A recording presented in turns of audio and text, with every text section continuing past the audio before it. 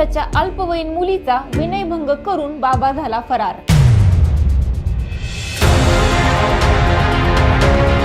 यामागे सर्वात मोठं कारण असू शकतं अंधश्रद्धा। अंधश्रद्धा आणि श्रद्धा याच्यामध्ये खूप थोडा फरक आहे। श्रद्धेचे रूपांतर जेव्हा अंधश्रद्धेमध्ये होतं तेव्हा तुमचं आयुष्य उद्ध्वस्त होऊन जातं। तर काय आहे नेमका प्रकार आज आमच्या व्हिडिओतून जाणून घ्या। तर हा सर्व प्रकार पुण्यात घडलाय। पुण्यातील बिबवेवाडी परिसरात स्वप्नील लांडे स्वतःला स्वघोषित बाबा म्हणून मान्य करून घेतलं। तो असं सर्वांना सांगायचा की मी बाबा आहे, माझ्याकडे चमत्कार आहेत, तुमचे काहीही अडचणी असतील तर ती मी सोडवू शकतो।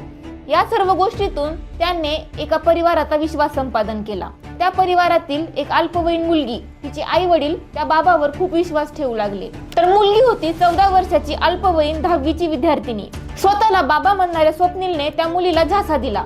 तो म्हणला की तू जर माझं सर्व ऐकशील तर तुला 10वी मध्ये चांगले गुण मिळतील, त्यामुळे तू माझ्या मांडीवर बस, मी तुझ्या कानामध्ये गुरुमंत्र सांगतो, 10वी मध्ये तू खूप चांगले गुण मिळवशील असे तिला सांगितले। या सर्वातून त्याने त्या मुलीचा विश्वास संपादन करून तिचा विनयभंग केला। ही सर्व घटना जेव्हा तिच्या आई वडिलांच्या लक्षात आली तर त्यांनी पोलिसकडे कंप्लेंट केली। जेव्हा त्याला ही गोष्ट समजली तेव्हा तो फरार झालाय। आई वडील जेव्हा त्या मुलीला शोधायला गेले तेव्हा ती त्या बाबाच्या आश्रमात सापडली। तेव्हा त्यांनी असं पण सांगितलं की मुलगी घरातून गायब होती। जेव्हा ते शोध घ्यायला गेले तर बाबाच्या मठात सापडली। या सर्व गोष्टींचा मुलीच्या मनावर खूप परिणाम झालाय।